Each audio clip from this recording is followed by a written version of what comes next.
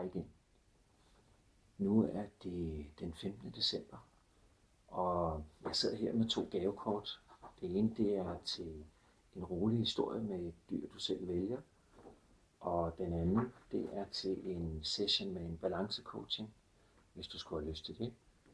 Og jeg er meget glad for, at der er så mange af jer, der har hjulpet mig med at finde den her lille nissehue, som har gemt sig et eller andet sted på min hjemmeside. Jeg har fået den fjernet, og nu er jeg helt sikker på, at jeg kan få en dejlig, stille og rolig december måned. For når der er noget, der ikke fungerer på en hjemmeside, så er det jo altså det eneste, man tænker på. Og nu er alt godt igen, og det eneste, jeg skal tænke på nu, det er, om 8 dage er det juleaften. Er der noget dejligere at være samlet rundt omkring juletræet og få gaver? Men i første omgang, så skal jeg lige trække en vinder af en rolig historie med et dyr, som vinderen eller vinderens barn eller et barn, man kender, selv kan vælge et dyr, og så laver jeg en rolig historie. Så det er den første gave, jeg vil trække. Og jeg har samlet alle de forskellige indkommende forslag her. Og der er ikke nogen, der ikke har svaret rigtigt. Det er sådan, at nissehuen den fandtes på workshop-siden, og det firma, jeg også har noget med at gøre, det hedder Evolvia.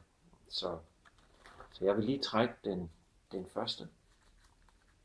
Og det er altså vinderen af en rolig historie med et dyr, som du selv vælger. Den første vinder af en rolig børnehistorie hedder Marlene Kallemose. Marlene Kallemose er vinderen af en rolig historie. Tillykke til dig, Marlene. Den lægger jeg lige her.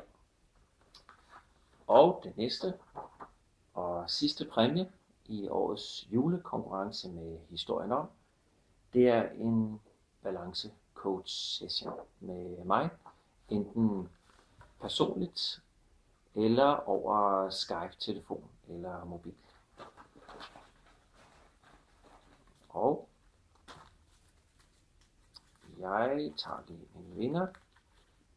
Det er Hanne Rasmussen. Hanne Rasmussen, hvis du ser det her, så kan du kontakte mig. Ellers så vil jeg ligesom til Marlene sende en mail til jer begge to. Så tillykke til Hanne. En session med balancecoaching her i december måneds julekonkurrence. Det var det hele. Jeg er glad for, at I har hjulpet mig. Og ja, hvad skal jeg sige? Glædelig jul og godt nytår til jer, der ser videoen. Hej.